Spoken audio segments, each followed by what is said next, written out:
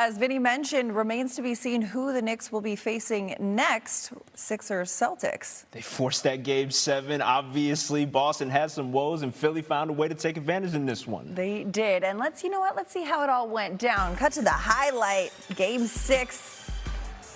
You know, the Celtics haven't eliminated the Sixers in Philadelphia since 1969. Not going to start tonight. Jason Tatum coming off the screen, hitting a three, though. The offense getting going early.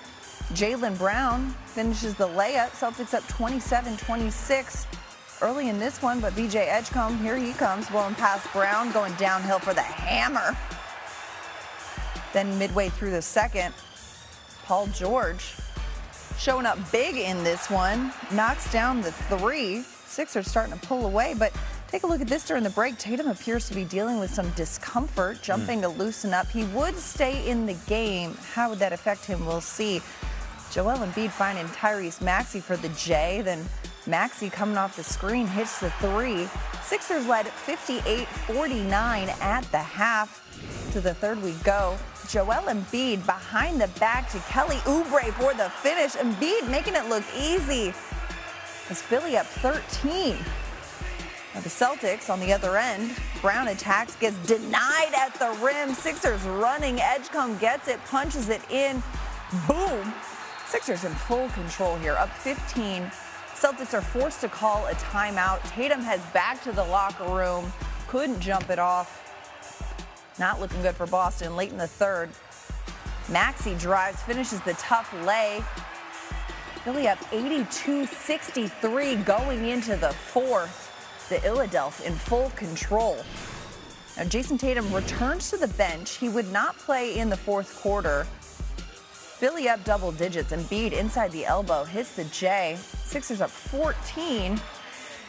And the young guy Edgecombe in the corner finds him. Knew he had to knock it down. Three. That's good. The Sixers up 20. Philly wins 106-93, forcing a Game 7. Now, the Celtics and Sixers will go to 7 games for the 9th time in series history. That's 4 more than any other postseason matchup in NBA history. Good news for Boston. The Celtics have won 6 of the previous 8. Okay, but we're going to start with some bad news for Boston as Danny Green rejoins the program here. We saw Jason Tatum hobbling towards the end of that highlight, right? But it is of concern from a larger picture standpoint for that Boston team. How concerned should they be going into this Game 7, knowing that their star may be hobbled despite having gotten to this point largely without him? I mean, I'd be very concerned if I'm a Boston Celtics fan or organization. Even with him, I'd be very concerned because the way Philly is playing right now, it's an all-time high level, and Joel Embiid is very empowering his teammates to an extensive way of play. Like, he's playing a great floor game, assisting them, rebounding, doing little things. And obviously, playoff PG came to life tonight, so they look good. But if you have a guy like Jason Tatum, who's been a cornerstone to what you've been doing the last 5 years, and, of course, the end of the season, he's picked it up because of what Derek White has had struggled with. You know, Peyton Pritchard had some nights here and there. But he's a guy that you kind of run your system, your offense through. If you don't have him, this is going to be a tough one to win. Well, and you mentioned Embiid empowering his teammates here, but it wasn't that long ago that when he came back into this series, people were saying, oh, should he have come off the bench? Is he helping this team? What we saw tonight and most recently from Joel Embiid, how pivotal is he for this Sixers team? Very pivotal. And those people that were speaking those words are definitely eating them now because he is making everybody look wrong or bad in their takes that they had about him. He's been an enforcer on the block, getting close to the paint. He's dominant. Like, when he gets at this level where he plays like this and gets, to the basket and making them foul him and not settling for jumpers, he's hard to guard. He's the biggest body in the NBA when it comes to girth and size and that nature. Obviously, Wemby's the tallest, but nobody can match his size. He is a Shaq with Kobe-like footwork and touch, can make free throws. So when he enforces his will on the paint, it's hard to stop. And then when you got guys like VJ Edgecombe and Paul George and Kelly Oubre knocking down threes around you, that's a really hard team to beat. Unfortunately, Boston not able to knock down their threes. And obviously, philosophically, a large part of their success is predicated upon them being able to do that. But are we looking at this just being a matter of the Celtics not making their threes? Or is there something larger at play that finds them in this situation? I mean, you got to give credit to Philly. They did a lot of making them miss threes, and they know the series. They were like, oh, we got to take some more. We got to take them with confidence. They're searching their three ball because normally they're not a three-point shooting team. To keep up with this Boston Celtics teams, you have to take them and make threes, and then you have to contest them and make sure that they don't make threes. So they kept them under 30% from three. You know the differences before the game that they shoot 42% from three in their wins and then 27 in their losses. So they had 29% in their loss tonight.